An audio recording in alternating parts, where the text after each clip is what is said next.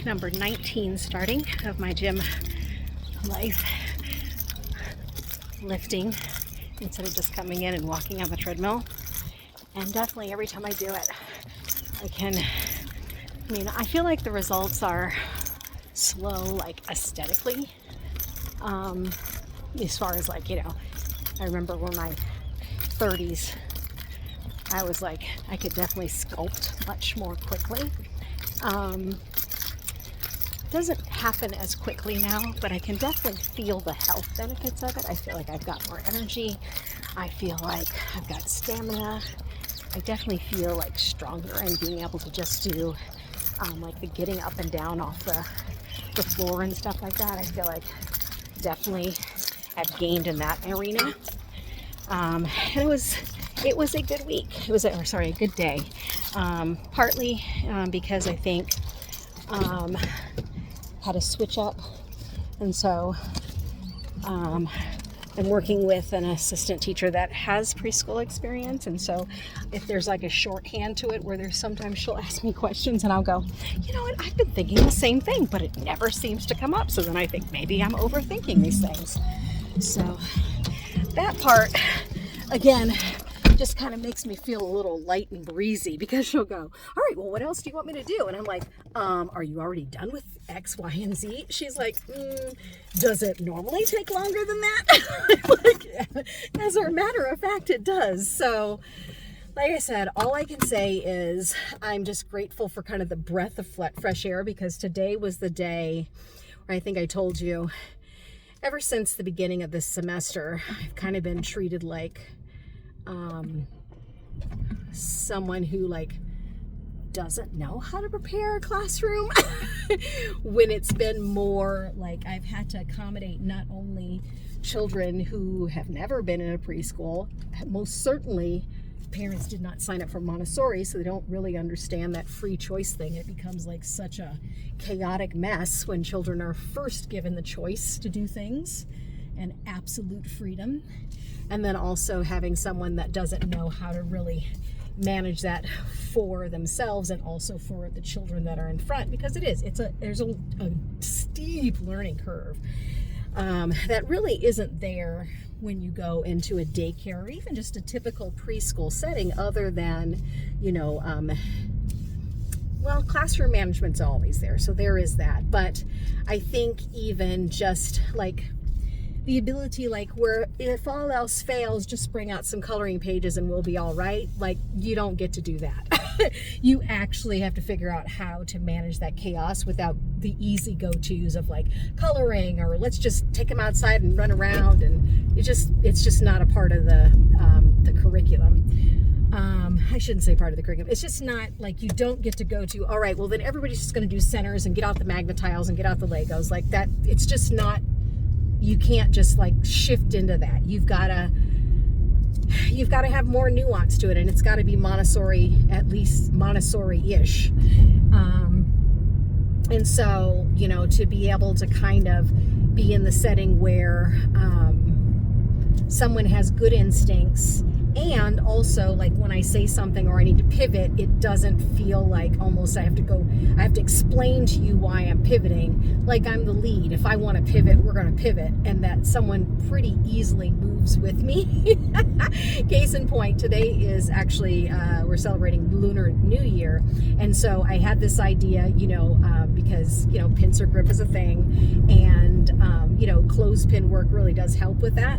And so I found an idea, which I'll try to link below in the comments or in the description, of this dragon, and then you color the dragon. So we have markers to color. We can use the markers during transition times. And then you just cut it at the mouth, the top of the teeth and the bottom of the teeth, and then you just hot glue them onto the clothespin, and then they have a dragon that opens and closes their mouths. Well, they loved it. Now the thing is, when you've got 20 kids coming at you wanting to do that and you've got a hot glue gun and all of those things, and we have to also transition them for the end of the day today to go out. And then I found out that the children's art folders didn't go home for a second week in a row. Again, I don't understand, but here we are again, Dare I ask? No, I'm not going to ask. I'm just like, please send this home, because, you know, these children really do get excited to show their families. And it's another opportunity for them to just, you know, reinforce like the love of learning and going to school and what they're doing and all these kinds of things. And because we don't really do a lot of, well, we don't do worksheets. And so the only real way that they can kind of share this with their family is through the artwork that they're doing, you know. So anyway, like I said, it was just really nice to be able to kind of have a shorthand. We could do just so much more because of that. Also revamp the outdoor classroom, because again, she was out there and she was like, she's like, gosh, they just really don't seem to be engaging with what's going on out there. And I'm like, wow, well, I have been asking how that's going and not really getting any feedback on it. So let's just revamp it. So we did use the last 15 minutes of our day to just kind of revamp it, talk through what we're wanting to do. And so again, I'm very excited because a couple of things that we've been wanting to try out there just can't seem to get done. So tomorrow we're going to start using the easel out there for painting. We're going to teach them how to wash a table. We're just going to use the top of the sensory table that we have, because it's like super oversized anyway, and so it's like a good long work where they can go one way and then they can go the other way, and I think it'll be really nice for them to do that. So yeah, like I said, I'm really excited for them as well to like have someone out there that can really kind of manage and maintain it. And then hopefully the trade-off will be on Thursday, when we transition back to the team the way it normally is. That'll be an easy pickup because the children will know what they're supposed to be doing. So yeah, we have the meltdowns typical of like a 3-day weekend where it's really hard to leave mom and dad. But all in all, it was definitely a really good day. And like I said, just keeping in my routine of like going to the gym 3 days a week. So today is, I go. Tomorrow I have bowling. Thursday I'll try to go again. And then, of course, I'm going to go home and try another email. So we did kimchi beef yesterday, which again is always so funny because there's so many ingredients in Asian food. And then you get it like the fish sauce and you only need like 1 tablespoon. You're just like, well, we need to make more Asian food because seriously, I just paid $7 for fish sauce. So anyway, all right, I will check in later, and yeah, I hope your day is going well. Let me know what you think about these videos. Would you like me to talk about more? And I can share a little bit more about my reselling. I finally got all those listings up except for about 5 items, and in 48 hours I've already sold three of the items, and it's totaled about $75. So again, for that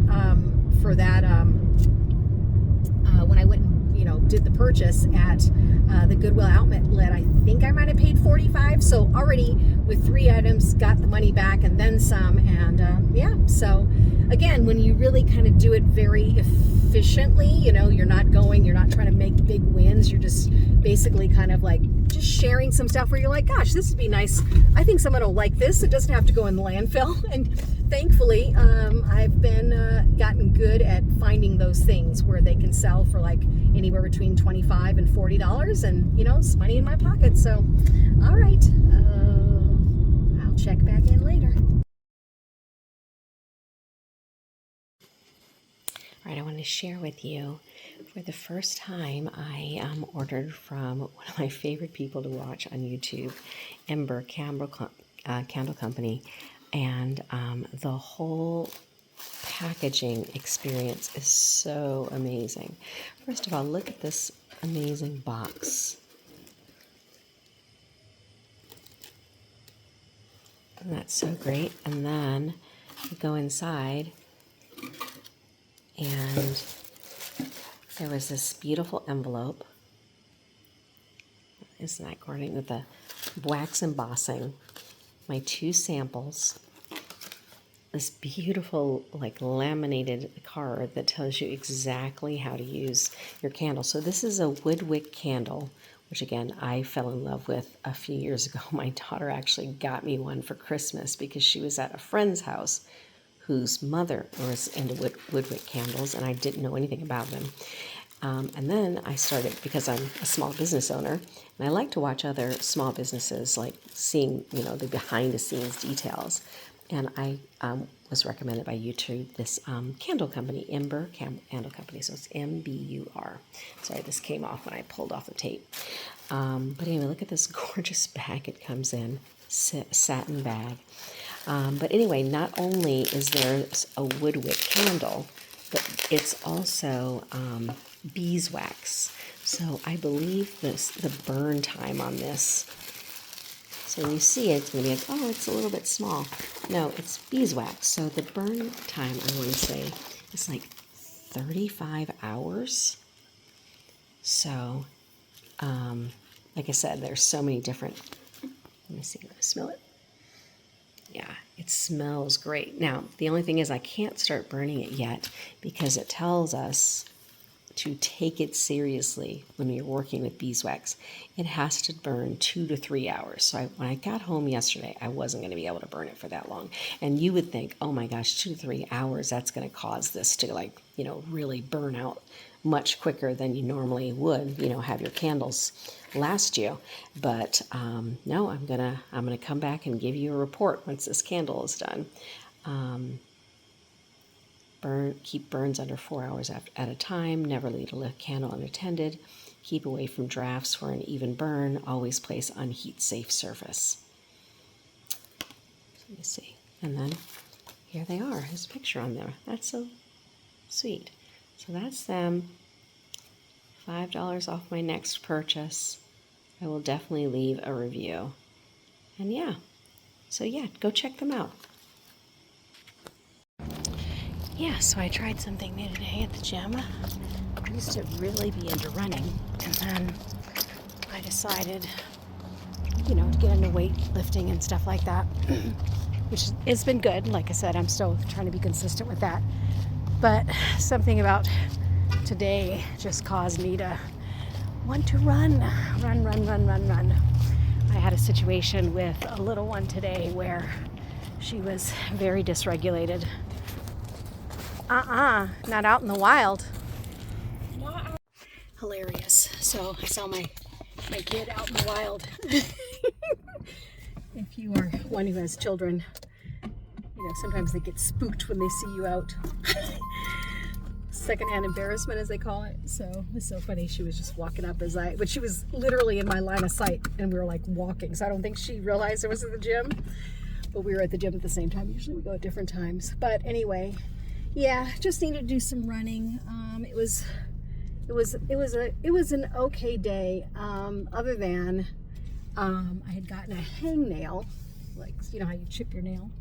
And there was a little one, and she was being really dysregulated, and I was trying to move her away from other children because she was kicking and screaming, and I somehow my nail caught on her, and I was just like, ugh. And she's like, yeah, it scratched me, and I was like, oh my gosh, I did not mean to. I'm so sorry.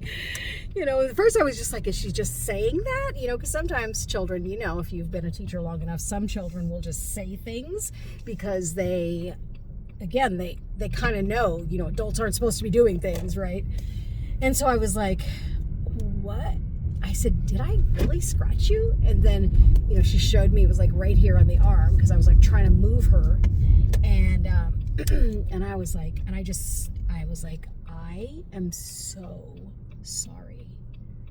I will talk to your mom because that was not, I'm so sorry. I did not mean to do that. And are you okay? And, all those things, got her a Band-Aid, called my head of school so she could see it, wrote it up, called the parent. I'm just like, oh my gosh. It was just, like I said, if you've ever, something like that has ever happened, it just sticks with you all day.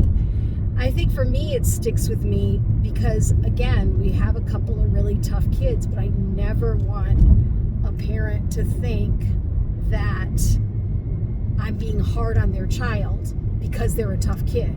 It's just a matter of, like, sometimes they can get so amped up that, it becomes a danger to everyone. And, like I said, it's still with me right now. I mean, Mom was very understanding. Grandma actually picks up, so she was, very much like, and, by the time she took a nap and everything, she didn't remember right in the moment, but of course, later in the day, she's going to remember it. And I don't ever want to be the person that can't have an uncomfortable conversation. Like, you need to hear it from me. It is okay to be mad at me. It's okay to feel a little bit on edge with me now because it happened. That's fair enough. I mean, that is the price you pay when you are, taking care of other people's kids. So I don't ever want anybody to feel like, they're not going to know when something happens, So, I don't know. I mean, again, we got to the end of the day.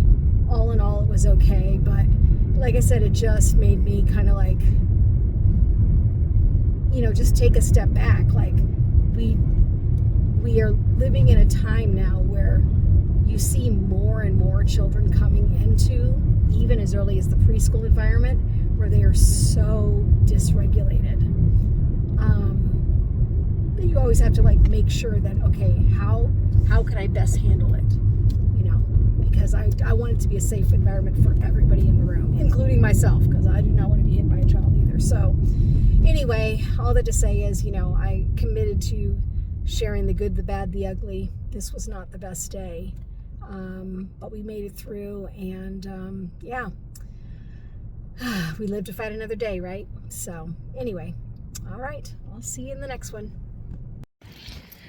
All right, I've gotten to the end of my week. I went to the gym. I think I'm in a running stint of my life. I actually did this thing called slow running for a while, but I have to get a good heart rate monitor in order to do it, because it's really about staying within a certain zone, and it makes you run really slow, so that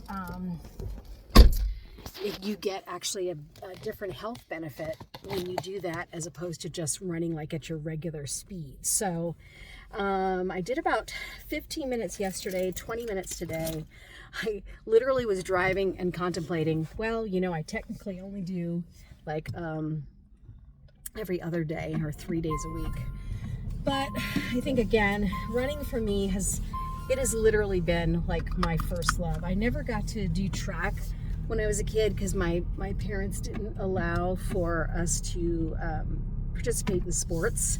Well, my mom was really in charge of us. My dad didn't really put any sort of input to the situation. But yeah, if I could have been a runner, I would have loved to have been one. So anyway, it has just always been my go-to. And I live in Arizona, so the heat definitely becomes a thing very quickly. The other part of it is, it's not that fun running on a treadmill. But I think for right now, it's just kind of suiting a need. And, this is a year of exploration of different kinds of things that bring enjoyment and bring balance and all that kind of stuff. So I'm really absolutely here for it.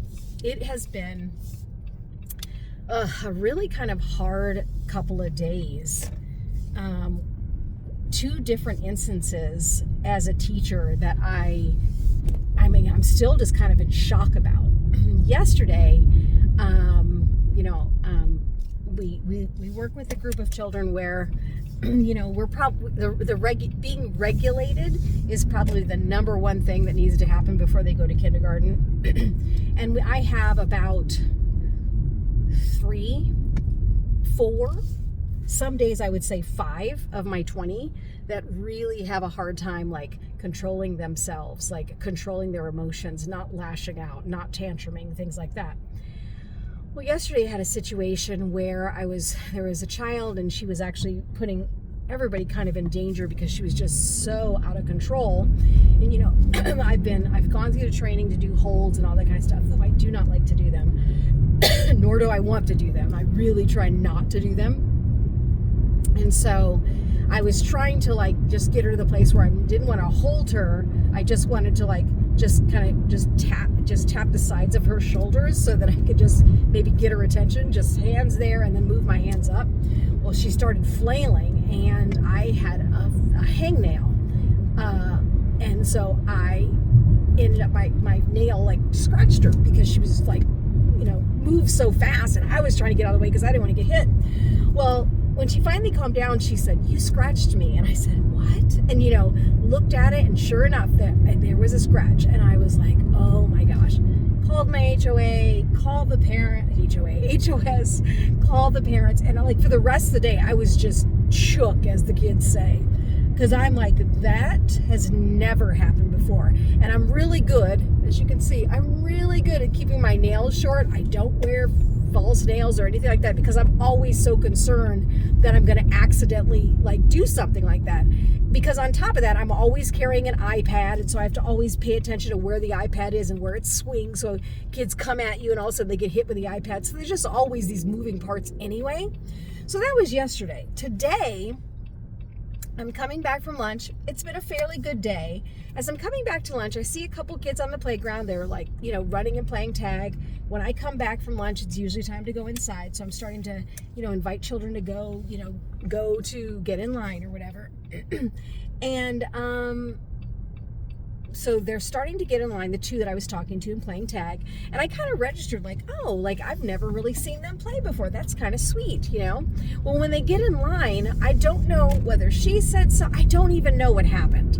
Other than I turned to look, and he is taking her face, the side of her face, and pushing it into the fence and smiling. And so I say, "Stop." And I start walking towards him, and he keeps doing it. And finally I get about 6 inches from him. He finally stops. She turns to look at me, and she's got these tears going down her face. Now, she's not, a real crier or anything like that. She's a pretty tough little girl. But I was just like, what in the world? And so I, radioed my head of school, and I told her there's an incident. I need you to come out to the playground. And she comes out, and she's like, "Well, we're going to have to call your parents." And so I ended up having to write the incident report for the child that got harmed, and all of these things. And I was just like, man, oh man.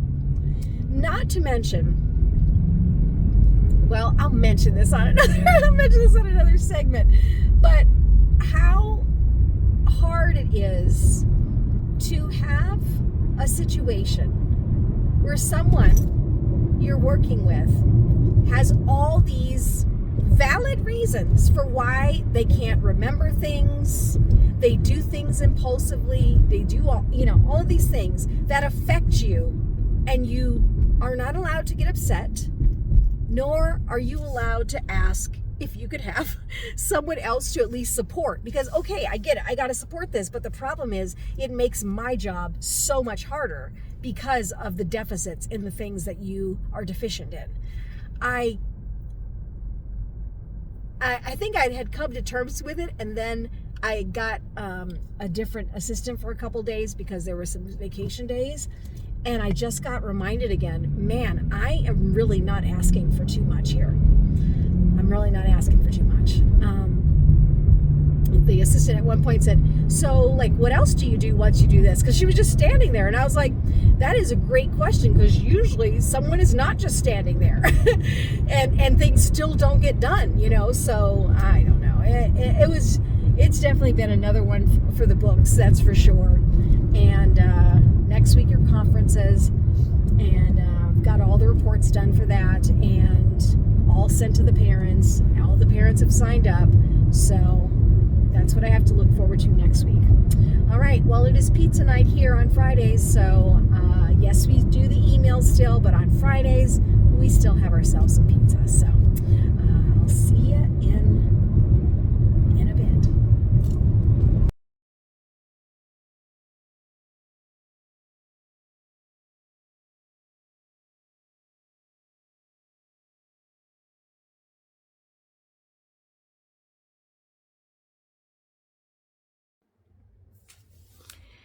So I am still in the process of reading the book, The Particular Sadness of Lemon Cake by Amy Bender. I am about 3/4 of the way through. There is such a twist. I still am I can't even process it. I'm almost I want to stop the book for a while because I want to pay homage to like how incredibly written the book is. So to just rush past it almost feels like disrespect to like the time, the tension, the attention, the energy to the plot that this author has given. I am completely enamored with this book. But in the meantime, I also somehow came across an author. I have yet to do the video on how I got back to reading, but an author that was a favorite when I went to seminary. So I went to seminary years ago now with the intention of joining the military and being a chaplain. Went up, you have to go before a board of officers. Went up once, went up twice, neither time got selected. It's a whole long story for another day. Point is, here we are, full-fledged teacher with a full-fledged seminary degree. So always been kind of in turmoil with it because the seminary degree is not cheap. I am carrying quite a load of debt for that degree. All told, over $100,000 in debt, and I'm working as a teacher. So, you can do the math. Anyhow, Joan Chittister was a person that I read for a particular class that I can't even remember, but her book was called Scarred by Struggle, Infused with Hope, and it was life-changing. It very much was, the struggles in life and how they're forming you, and how just even the desire to constantly try to avoid it in some way is scarring you, because you're not letting yourself become a fully evolved human being, because every human being has struggles. Anyhow, so happened to come across her name, and I thought, I wonder if she's written other books. Well, turns out she's written a lot of books. So I've picked quite a few. They're coming in. If you don't know of this website called Dealoz, Dealoz, it's a great way to find a book and find comparative prices. So it's like a price line for books where it compares the price over lots of platforms, and you can get a really good price, especially for like books that are like, they were written years ago and they're just sitting somewhere in a Goodwill. A lot of Goodwills put their books online. So many times you can get them with free shipping. So it's just a great way, especially if you're an avid reader and you like holding the book in your hand. It's a way to go and get books. Anyhow, the book I picked was called Following the Path. And, she is advanced in years when she wrote this book. And I thought, she really was very formative for me when I read it. Let me try to give it some perspective. When I read that book, that was before my youngest daughter was born, and she is now 20. So I want to say it was 22 years ago, and I have never forgotten that book. I have given that book to others who also felt a life change reading the book. It's a really great book. Especially if you're in the midst of something and it just seems like, you kind of get in the trenches of the life isn't fair and and I'm a good person and those kinds of things. And it really kind of addresses those things in a very not like, you just need to, understand that life is good. And no, it really is a very respectful way of looking at struggle. And I really appreciate that, because struggle is hard. Like, why are we acting like we're going to pretend like the struggle's not hard? The struggle's hard. So got this book, and it's called Following the Path, A Search for a Life of Passion, Purpose, and Joy. I have for many years struggled with my identity as a teacher for a couple of reasons. Number one, because as a Black person, as a woman, I really aspired to do something great, whatever the great is, success, money, like to do something that is for my generation, that I'm going to help the next generation. My parents were not able to really help me with anything as far as financially or anything like that. I paid for college, continuing to pay for college. And I wanted to do something different for my children. And it always equated to, well, you've got to get a job with big money. And even the role of chaplain, if you're in the military, can make some good money. So, but even that decision to go into chaplaincy, I must have been in my 30s. So, again, it was something I came to later in life. I actually went to college later in life. My son was maybe 3 or 4 years old, and I was just taking a class at a time. So it took me I want to say 12 years to get the bachelor's degree. Really, I really have been very much trying to move towards this goal. Well, when I didn't get selected, it really was oh my gosh, I've taken on so much debt, and now what am I going to do about this? Turned to teaching later in life.